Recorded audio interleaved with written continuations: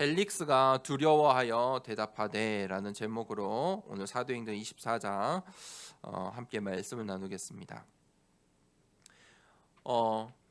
우리는 이 창세기 3장 이후에 모든 사람이 이 근본의 문제 가운데 있습니다.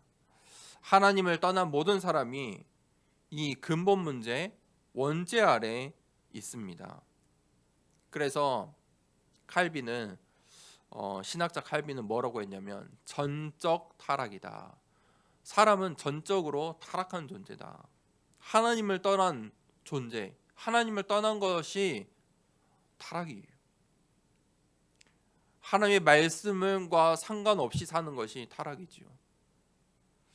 그 근본 문제 가운데 우리의 모든 인생의 문제가 찾아오는 것입니다. 그 근본 문제를 어떻게 해결할 수 있습니까? 그 근본 문제 아래 사람들이 네피림 시대의 문을 열었습니다. 보기 좋은 것을 쫓아갔다. 그 시대의 문을 열었어요. 그 네피림 시대의 결론은 뭐냐면 네피림 시대에 각자 보기 좋은 것을 따라갔고 그것을 섬겼거든요. 사실 네피림 시대는 우상의 시대예요. 그 네피림 시대가 지나고 바벨탑 시대가 찾아왔어요. 창세기 11장에 사람들이 이제 하늘에 닿아보자 바벨탑을 쌓았어요. 인간의 탐심, 욕심 끝이 없지요. 하늘에 닿아보자 하나님처럼 되려고 한 거예요. 그 뒤에는 저주와 재앙이 올 수밖에 없어요. 바벨탑을 쌓다가 말이 달라지니까 하나님께서 모든 언어를 흩으시니까 그때부터 사람들은 또 뭐예요? 서로 싸우고 다투고 흩어지게 돼요. 완성할 수가 없어요. 이 문제를 어떻게 해결할 수 있습니까? 그 문제들의 답이 무엇입니까? 창세기 3장 15절에 바로 그리스도, 거룩한 시, 예수 그리스도, 복음이에요. 복음은 치유예요. 복음을 왜 주셨냐? 치유하려고 주셨어요. 근본 문제 가운데 있는 우리를 하나님께서 안타깝게 생각하시고 가슴 아파하시고 그래서 그걸 하나님의 사랑이라고 하는 거예요. 그래서 주신 것이 복음이에요. 예수 그리스도예요. 그래서 복음은 치유예요. 우리가 어떤 치유를 받아야 되냐? 하나님 떠난 이 네피림 병의 치유를 받아야 돼요. 네피림의 치유를 받아야 돼요. 네피림 병이 무엇입니까? 하나님 떠난 인간들이 창세기 3장 이후의 인간들이 하나님 떠난 인간에게 찾아온 첫 번째 문제예요. 네피림 시대. 이게 그냥 성경을 그냥 지나쳐서 안 돼요. 네피림 시대. 귀신에게 시달린다는 주인이 바뀌었어요. 그 전까지는 에덴 동산에서 하나님만 섬겼거든요. 그런데 창세기 3장에 하나님의 말씀을 떠나 사는 인간이 이제 나를 위해 살기 시작했어요. 내가 보이는 것을 위해 살아요. 그런데 그 인생이 결국은 귀신을 섬기는 인생이에요. 그러니까 시달릴 수밖에 없어요. 우울증 왜 오는 거예요? 나 때문에 오는 거잖아요. 내가 만족 못하니까. 사실 우울증 나 때문에 오는 거예요. 만족감이 없으니까. 어떤 영역이든 내가 부족하고 내가 뭔가 이 불만족스러우니까 거기서부터 오는 거 아닙니까? 불면증. 그러니까 잠을 못 자요. 온갖 생각에 사로잡혀 있어요. 극도의 스트레스가 있기 때문에 불면증이 오는 거거든요. 스트레스를 안고 있어요. 아무 생각 안 하는데요? 그렇지 않아요. 스트레스가 없으면요 정말 잠을 잘 자요. 그냥 저도 누우면 자는 체질인데 누우면 자요. 근데 저도 잠을 잘 못 잘 때는 이 생각이 많거나 뭔가 해결할 일이 있거나, 우리 아이들도 그러잖아요. 내일 뭔가 특별한 일이 있거나 소풍을 간다거나 잠이 안 와요. 그것도 스트레스거든요. 그런데 이 잠을 못 자는 사람들이 우리 현장에 많아요. 제가 부산에서 이 토요일마다 이 부산병원 고신대 병원이 있는데, 항상 전도 토요일마다 전도했는데, 계속 안병동 우리 장로님이 있어서 장로님과 함께 기도하고 안병동 환우들을 위해서 병원에 허락받고 이렇게 안병동 환자들 이렇게 돌아보면서 위로하고 복음 전하고. 근데 그날은 이렇게 이제 다른 곳으로 가다 그 장로님이 출근을 안 해서 그 병동에 못 가고 병원을 쭉 그냥 훑어보고 있는데 어딘지 몰랐어요. 병원을 이상하게 돌아다니다 보니까 반지하층처럼 생긴, 나중에 알았는데 거기 이제 정신병동 라인이 진짜 우중충하더라고요. 좀 무서웠어요. 진짜 다른 병동하고 달라요. 좀 그랬어요. 그래서 거기서 나와갖고 이제 그 앞에 있는 벤치에서 어떤 한 아저씨를 만났는데, 제가 그때 나이가 20살이거든요. 20살짜리 학생이 이 아저씨하고 무슨 대화를 할 수 있겠어요, 그렇죠? 복음을 전했어요. 이제 뭔가 한 명에게는 꼭 복음을 전하자 이런 도전이 있었으니까 한 명 아저씨에게 복음을 전했죠. 그런데 이 아저씨가 영접을 하고 자기 인생을 이야기를 해요. 내가 사실 여기 정신병동에 있다. 입원한 지 며칠 됐다. 내가 입원한 게 왜 입원을 했냐? 내가 잠을 못 잔다. 나를 위해 기도해 달라. 내가 잠을 못 자는데 그냥 못 자는 게 아니고 수면제를 평생 드셨는데 수면제를 먹어도 20일 동안 잠을 못 잤어요. 그러니까 20일 동안 못 자고 그냥 계속 운전만 하신 거예요. 이제 20일 동안 운전을 못 하니까 사람이 이게 정상이 아니잖아요. 공황증도 찾아오고 막 이 사람이 엄청 예민해지는 거예요. 병원에 있으면 그냥 조용히 있어야 되는데 TV도 못 튼대요. 너무 예민하니까 나를 위해 제발 좀 기도해 달라. 지금 주사를 맞는데도 잠을 못 잔다. 너무 힘들다. 그래서 그분이 영접하고 하나님 자녀의 신분과 권세 이야기하고 기도하시라고. 저희들도 기도하겠다.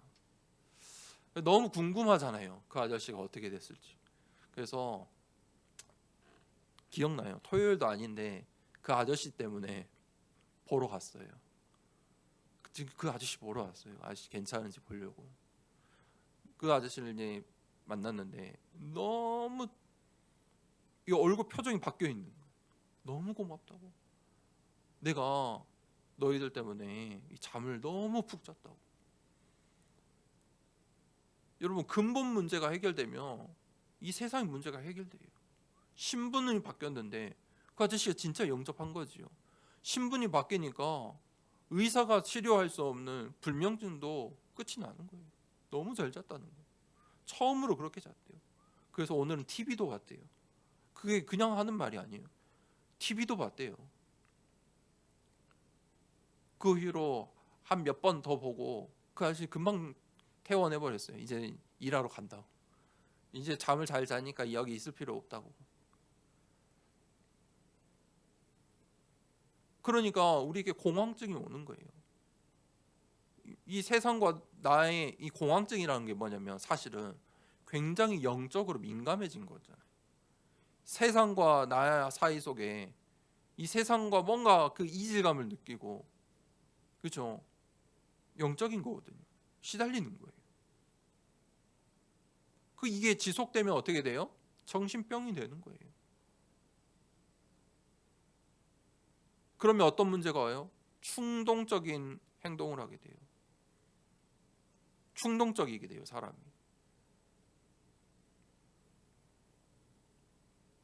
다른 사람을 해할 수도 있고 자신을 해할 수도 있고.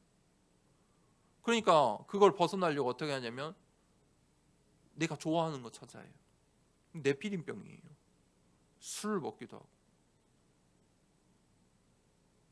유흥을 즐기기도 하고 내가 좋아하는 거에 거의 집중하기도 하고 중독이라고 했죠. 중독. 마약도 해요. 여러분 이제 이 우리나라도 광주도 더 이상 마약 청정국이 아니에요. 저번에 경찰들 말 들어보니까 그냥 우리 인근에 모텔 안에서 마약하는 친구들 엄청 많대요. 저번 뉴스도 나왔잖아요. 마약하다가 갑자기 창문 열고 뛰어내리려고 소등 쳐가지고. 그러니까 보니까 마약하고 약하고 이제 그런 충동적인 일들을 하는 거예요. 뇌피림병 보셔야 돼요. 하나님 떠나서 온 문제잖아요. 뇌피림병. 보기 좋은 것 같은데 결국은 결론은 다 빼앗기게 되는 거예요. 하나님이 나를 먼저 불러주셨어요. 복음을 알게 하셨잖아요. 그래서 내가 치유 사역자예요. 의사는 왜 의사예요? 먼저 그 병에 대해서 공부를 하고 지식을 쌓았고 약을 처방할 수 있으니까 의사인 거예요. 나는 치유 사역자예요. 내가 어떻게 치유 사역을 할 수 있습니까? 하나님이 내게 먼저 복음을 주셨잖아요. 그러면 이 현장을 볼 수 있다면 치유 사역자예요. 답을 줄 수 있잖아요. 무엇을 치유해야 됩니까? 나 먼저 치유해야 돼요. 나. 예배 드릴 때 기도하세요. 하나님, 나의 영과 혼과 마음과 나의 육신, 나의 현장과 나의 이 경제까지, 우리의 내 만나는 모든 만남까지 오력 두고 기도하세요. 치유해달라고. 우리 가정을 두고 기도하세요. 우리 특별히 후대들을 위해서 기도하세요. 치유하셔야 돼요. 내 자녀들이 이런 문제 가운데 있을 수 있다니까요. 여러분 요즘 이 정신과 정신의학과 약을 먹는 이 친구들이 엄청 많아요. 그냥 감기처럼 생각하고 약을 먹어요. 그 약이 얼마나 독한 줄 아세요? 사람을 어떻게 하는 거예요? 둔감하게 하는 약들이거든요. 정신과 정신의학과 약들이 대부분 뭐냐면 졸려요. 이 뇌세포, 이 호르몬들을 조절하니까 예민하지 못하게 하니까. 예민하지 못하면 조금 더 나았다고 생각하지요. 근데 약 안 먹으면 똑같은 거 아닙니까? 그냥 증상을 완화하는 거예요. 우리 현장에 이런 사람들 많아요. 현장을 보셔야 돼요. 하나님이 나를 치유 사역자로 불러주셨어요. 그 사람들에게 필요한 건 뭐예요? 복음이에요. 복음만이 그 뇌피림병을 끝낼 수 있어요. 단번에 끝낼 수 있어요. 저는 경험했어요. 여러 번 경험했어요. 확신을 갖고 복음을 전하세요.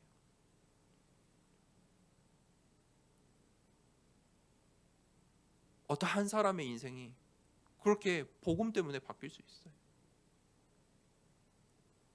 오늘 바울이 그 현장들을 보고 이제는 로마라는 현장을 보고 가고 있어요. 그런데 오늘 바울이 지금 저번 주 메시지에 드디어 이제 유대인들에게 고발을 당했죠. 고발을 당하는 장면이 나오고 오늘은 그거에 대해서 이제 바울이 답변하는 장면이 나와요. 그 당시에 이제 재판장이 누구냐? 이제 천부장이 이 총독에게 보냈어요. 가이사랴의 총독. 이 로마의 재판관이거든요. 그 사람 이름이 벨릭스예요. 벨릭스. 이 유대인들은 변호사 더둘러를 사서 지금 고발을 했죠. 죄목이 무엇이었죠? 유대인들을 소욕해 했고. 첫 번째 제목. 두 번째 제목은 나세렛 이단의 괴수다. 세 번째 제목이 뭐였죠? 성전을 더럽혔다. 그래서 오늘 이 본문은 이 세 가지 죄목에 대해서 반박하는 장면들이 나와요. 자, 하나님이 주신 이 지혜들을 보세요. 첫 번째 죄에 대해서, 유대인들을 소욕해 한 죄에 대해서 11절부터 설명을 하는 거예요. 나는 예루살렘에 온 지 12일밖에 되지 않았다. 내가 성전에서 누군가와 변론하는 것을 본 사람이 있느냐? 나는 소욕해 한 소동을 일으키지 않았다. 내가 만약 소욕해 하고 소동케 했다면 그것을 본 사람, 증인이 있어야 되지 않냐? 그러니 그 죄목에 대한 죄목은 거짓이다. 이게 너무 당연한 일 같잖아요. 그런데 사단은요, 요한복음 8장 44절에 거짓말의 아비. 이 유대인들이 사람들을 소욕해 했잖아요. 사실 그들이 유대인들을 소욕해 했어요. 그래서 천부장이 바울을 잡고 보니까 유대인들에게 물었잖아요. 왜 바울을 죽이려 하느냐? 바울의 죄목이 뭐냐? 사람들이 이유도 몰랐어요. 횡설수설했어요. 사단은 거짓말의 아비예요. 사단의 주특기예요. 속으시면 안 돼요. 거짓말을 가지고 함정, 올무, 틀, 그 안에 가둬놓는다니까요. 거짓말로 가둬둬요. 나사렛 이단의 괴수다, 이단이다 말을 만들어서 그 거짓말에 가둬버려요. 왜 바울을 죽이려 하는지도 모른다니까요. 대중들은. 여러분, 에덴 동산에서 아담과 하와가 창세기 3장에 사단의 어떤 속임수를 당했습니까? 거짓말. 아담과 하와가 거짓말에 속았어요. 거짓말은 시작하면요, 돌이킬 수 없는 결과를 가져와요. 계속 거짓말해야 돼요. 이 사단의 속임수를 잘 보셔야 돼요.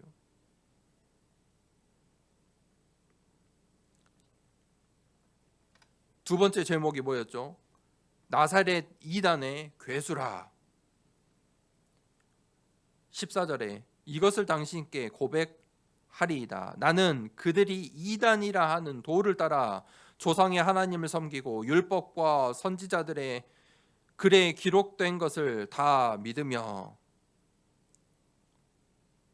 그들이 이단이라 하는 도를 따르는 것이 맞다는 거예요.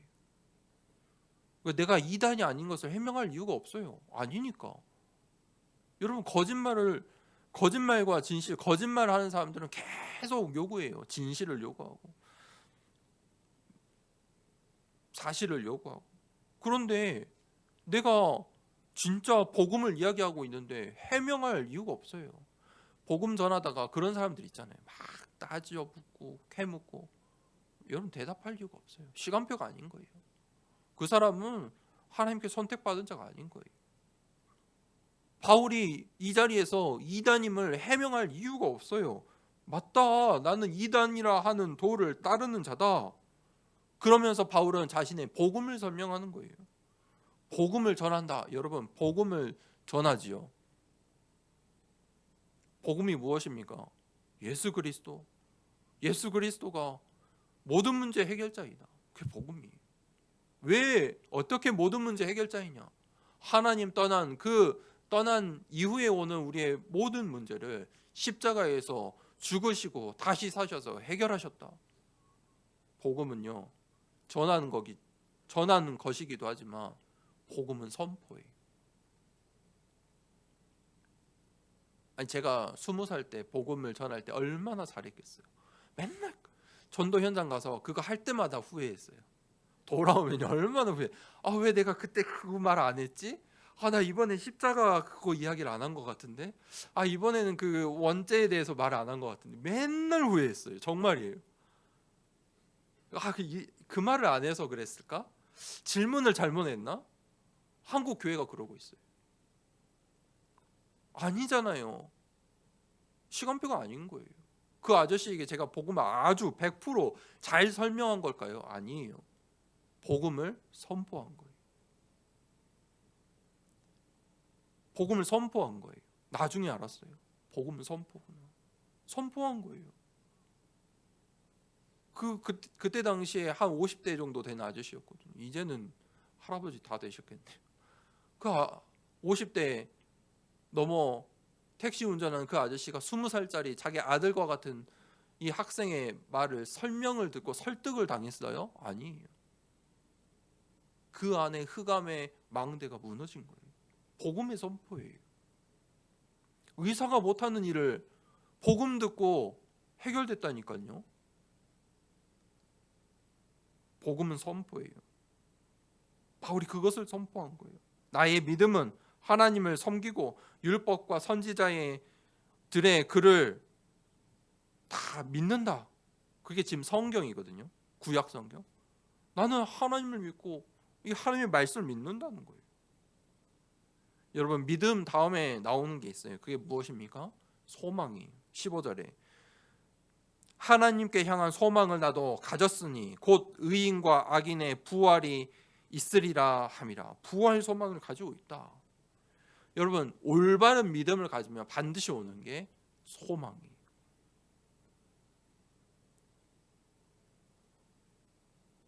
그런데 내가 믿지 못하면 그걸 불신앙이라고 하는데, 불신앙을 가지고 있으면 찾아오는 것은 불안이에요.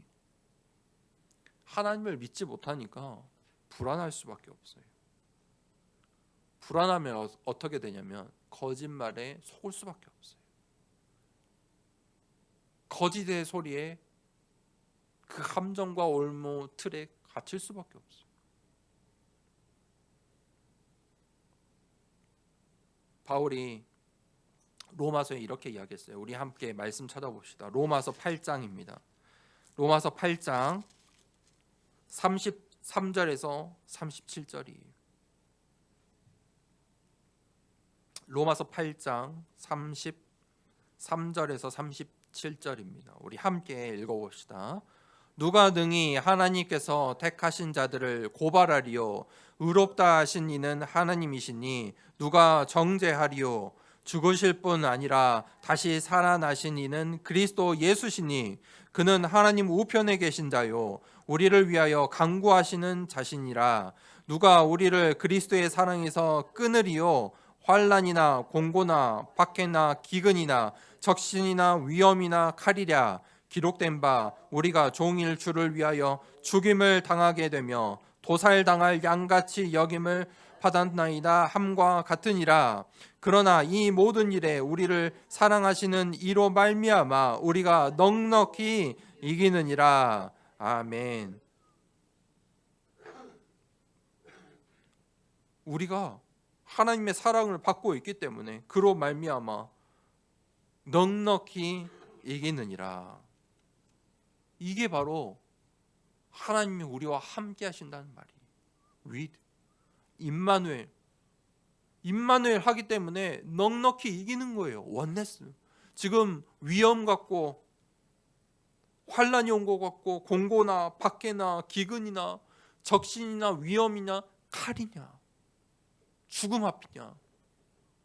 그런데 그 속에서도 원네스, 모든 것을 합력하여 선을 이루시는 하나님의 비밀이 있다는 거예요. 넉넉히 이기느니라. 그래서 그 두 번째 항목에 대해서 바울이 대답하는 거예요. 이게 하나님이 주신 지혜예요.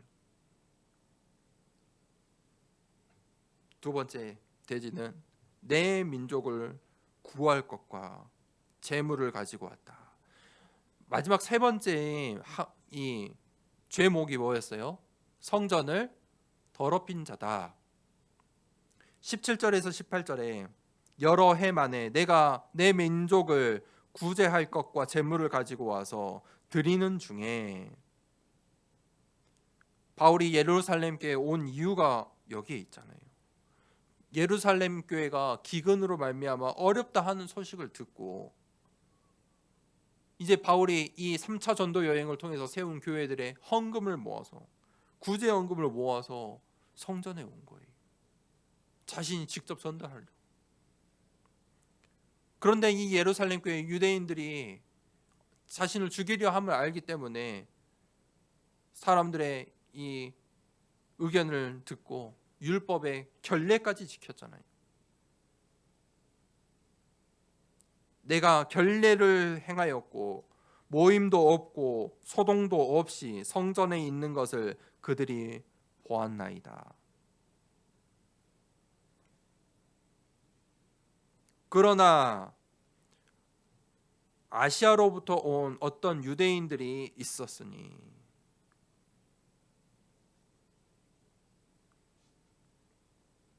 그들은 이 사단의 나라의 종노릇하는 자들이, 거짓의 아비를 따르는 자들이, 세상의 재판장들도 이 말이 지금 거짓말인지 다 안다니까요. 바울은 성전을 살리는 자예요. 살리려고 왔잖아요. 오늘 이 고발한 이 유대인들은 성전을 살리는 자들이에요? 아니에요.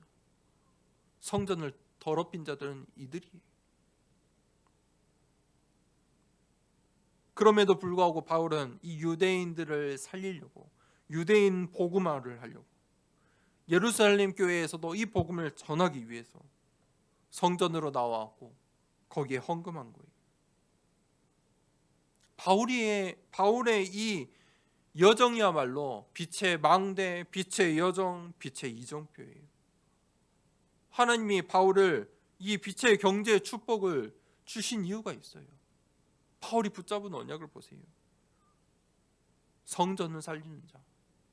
하나님이 그 일을 기뻐하세요. 그런데 교회를 살리는 일을 가장 싫어하는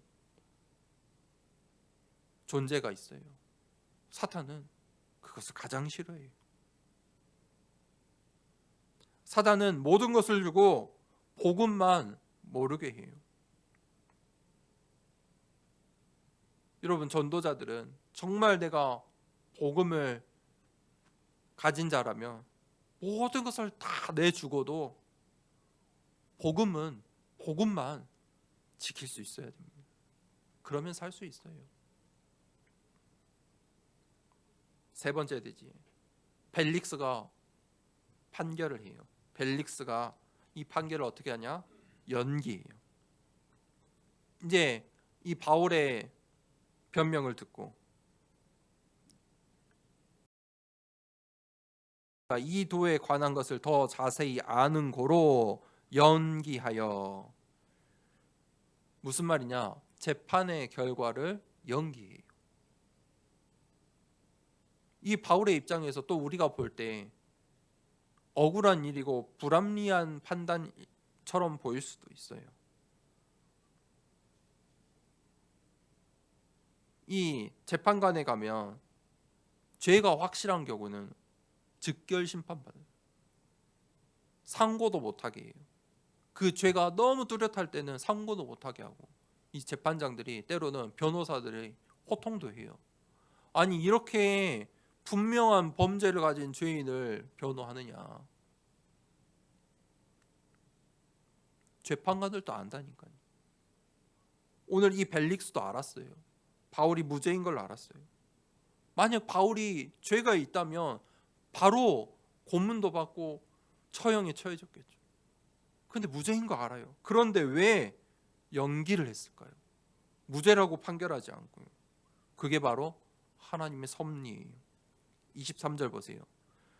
백부장에게 명하여 바울을 지키되 자유를 주고 그의 친구들이 그를 돌보아 주는 것을 금하지 말라 하니라. 이게 하나님의 섭리예요. 만약 바울이 무죄 판결을 받고 풀려났으면 어떻게 됐을까요? 바울을 죽이고자 하는 자들이 있었잖아요. 바울을 죽이고자 먹지도 않고 자지도 않겠다 결심한 자들이 있었잖아요. 그 자들이 가만히 있을까요? 판결이 끝났는데 군인들이 더 이상 지켜줄까요? 아니잖아요. 무죄를 받고 풀려났으면 더 위험한 상황이에요. 그러니 하나님의 섭리로 재판이 연기되고 도리어 백부장이 이 로마 군대의 보호 아래서 자유를 주고 친구들을 마음껏 만나게 하고 사람들을 마음껏 만나게 하고 무엇입니까? 바로 로마 복음화의 본격적인 시작이에요. 군대가 보호하면서 복음을 전할 수 있다니까요. 얼마나 놀라운 하나님의 섭리예요. 우리에게 주어진 이 문제와 사건, 과거, 오늘, 미래 그냥 단편적으로만 보지 마세요. 하나님의 섭리가 있어요. 내가 못 보는 거예요. 오늘 바울을 향한 그 하나님의 섭리를 보세요. 그걸 빨리 잡으셔야 돼요. 24절에 수일 후에 벨릭스가 그의 아내 유대 여자 두루실라와 함께 와서 바울을 불러 그리스도 예수에 믿는 도를 듣거니. 벨릭스와 그의 유대인 아내였던 이 유대 여자 두루실라가 바울의 그 복음을 더 듣고 싶은 거예요. 하나님의 섭리예요. 그래서 바울이 25절에 바울이 의와 절제와 장차 오는 심판을 강론하니 벨릭스가 두려워했어요. 불신자들이 복음을 들으면 두려워하는 사람들이 있어요. 몇 년 전에도 우리 교회에 온 그 성도님들이 복음을 들었는데 너무 무서워 발발발 떨었어요. 그냥 두렵대요. 얼마나 떨었는지 몰라요.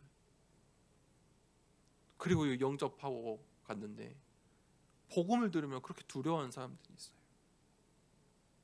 왜냐? 영적인 사실이기 때문이에요. 영적 사실이 있다니까요. 그런데 벨릭스는 너무 두렵고 두려워하는데도 그것을 믿지 않았어요. 믿으려 하지 않았죠. 지금은 가라, 내가 틈이 있으면 너를 부르리라.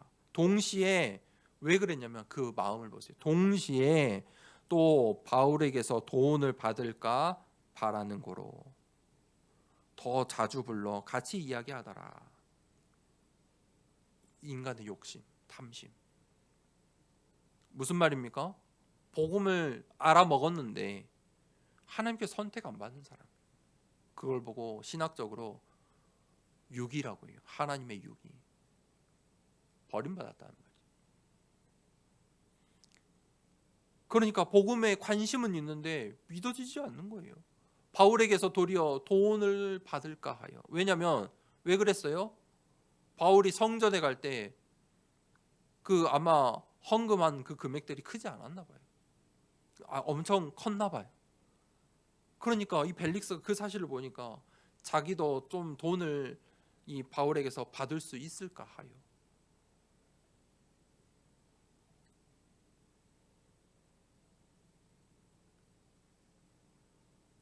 이 바울에게 주신 하나님이 주신 이 빛의 경제를 탐내는 거지. 그러니까 벨릭스는 정치적인 선택을 하게 된 거예요. 더 자주 불러 같이 이야기하더라.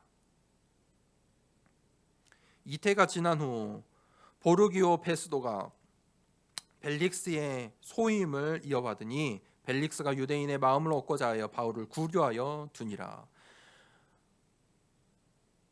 무슨 말입니까? 2년 동안이나 재판을 끝내지 않았어요. 미루고 있다가 이제 바뀐 거예요. 후임이 오는 거예요. 그러니까 그 후임 베스도에게 바울의 이 사건을 넘긴 것이죠. 역발상해 보세요. 반대쪽으로. 2년 동안 바울이 뭐 했겠어요? 저는 이 본문 보면서 다 기록되지 않았지만 아마 그 벨릭스의 아내가 이 복음을 받았지 않았을까? 그 두루실라가. 그러니까 이 벨릭스가 더 자주 불러 만나지 않았을까? 만약에 복음을 전혀 관심이 없고 복음에 너무 듣기도 싫었다면 이 유대인의 마음으로 이단이라 여겼으면 만나지 않았을 거잖아요. 그런데 벨릭스와 그의 아내, 저는 이게 이 로마 복음화의 중요한 씨앗이라고 봐요. 2년 동안 기록되지는 않았지만 수많은 이 로마의 관리들이 바울을 만났을 거 아니에요. 이 복음을 들었을 거 아니에요. 하나님의 섭리를 보세요. With Immanuel oneness.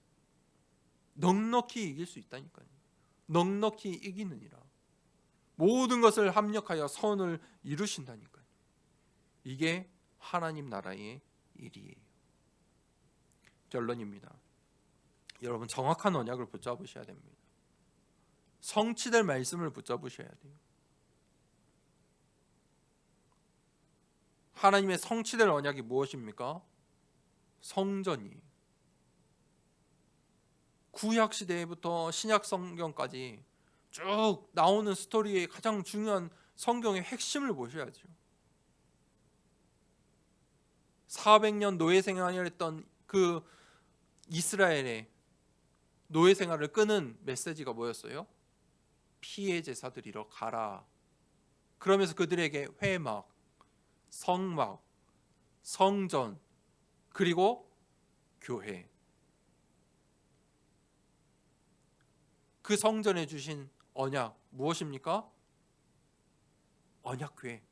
하나님의 말씀 언약궤. 반드시 성취된다. 그게 언약궤거든요. 무에서 유가 되고 재창조의 역사가 있다는 거예요. 언약궤. 그리고 그 성전의 세 뜰. 첫 번째 뜰, 치유의 뜰. 병든 자들. 교회는 병든 자들이 오는 거예요. 병든 자를 살릴 수 있어야 돼요. 치유의 뜰이 무엇이냐? 살리는 거예요. 하나님이 나를 하나님의 성전이랬어요. 너희 안에 하나님이 계시는 것을 알지 못하느냐? 고린도전서 3장 16절에 너가 하나님의 성전이야. 그렇죠? 내 안에 치유의 뜰.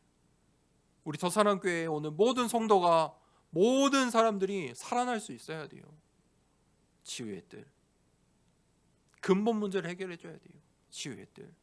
두 번째, 기도의 뜰. 기도는 무엇이냐? 집중하는 거예요. 하나님께 집중하는 거예요. 주문이 아니에요. 어떤 행위가 아니라니까요. 고행이 아니에요. 하나님께 집중하는 거예요. 하나님 말씀에 집중하는 거예요. 거기에 몰입하는 거예요. 그래야 하나님 나라의 일이 보여요. 그래야 이 사건의 뒤에 숨겨진 하나님의 계획들이 발견돼요. 내가 왜 지금 유대인들에게 고소를 당하고 이 재판을 받는가? 아니 나는 저 재판장도 아는데 내가 무죄인 걸 아는데 왜 나를 다시 구류해 두는가? 그 뒤에 숨은 하나님의 뜻. 그죠? 기도 속에 나오는 거. 여러분 기도하세요. 호흡 기도하세요. 호흡 기도라는 말은 무슨 말이냐? 호흡을 하면서 기도하시라니까요. 의식하면서. 정말 천천히 깊게 호흡하면서 기도하는 시간을 반드시 가져보세요. 기도의 뜰 만드세요. 세 번째, 렘넌트의 뜰, 후대들의 뜰. 이 언약은 반드시 전달돼야 돼요. 자, 이 비밀을 꼭 보셔야 돼요. 언약은 전달하는 거예요. 언약의 바톤을 전달해야 돼요.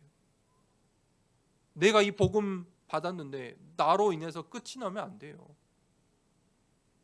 이 복음을 전달하셔야 돼요. 반드시 제자를 남겨두셔야 돼요. 우리의 자녀를 살리셔야 돼요. 제자를 남겨두셔야 돼요.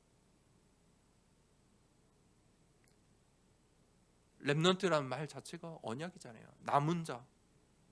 하나님이 이 시대의 남은 자로, 우리의 가정의 남은 자로 나를 불러주셨어요.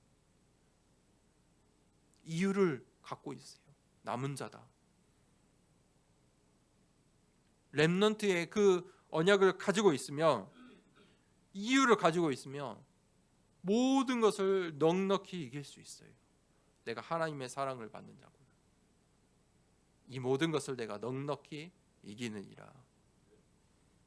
그래서 제가 말씀을 준비하고 기도하면서 그래서 내가 오늘 이 자리에 있을 수 있구나. 이 모든 것을 넉넉히 이길 수 있구나. 정말 기도했어요. 내가 렘넌트이기 때문에, 내가 남은 자이기 때문에. 우리의 현장을, 병든 현장을, 네피림 시대에 네피림병에 시달리는 이 현장을 바로 보고 그리스도의 답을 가지고 오늘 바울처럼 우리에게 문제가 올지라도, 환난과 역경이 올지라도 그 뒤에 숨어있는 하나님의 섭리, 그 속에서 정말 치유하는 치유 사역자 되길 축복합니다. 말씀을 붙잡고 기도합시다. 하나님, 한 주간 동안에 정말 이 복음으로 내가 먼저 치유받고, 우리 가정이 치유받고, 나의 현장, 이 지역과 이 시대와 237 5천 종족을 살리는 하나님 그 치유 사역자, 그 여정 갈 수 있게 하옵소서. 그 망대 이정표 가게 하여 주시옵소서. 하나님, 바울처럼 정말 하나님 주신 지혜를 가지고 우리의 현장 가운데서 예수 그리스도의 복음을 전하는 그 망대 여정 이정표를 가게 하여 주시옵소서. 치유의 뜰, 기도의 뜰, 렘넌트의 뜰 세우는 인생 되게 하여 주시옵소서. 말씀을 붙잡고 기도하겠습니다. 하나님 아버지 감사합니다.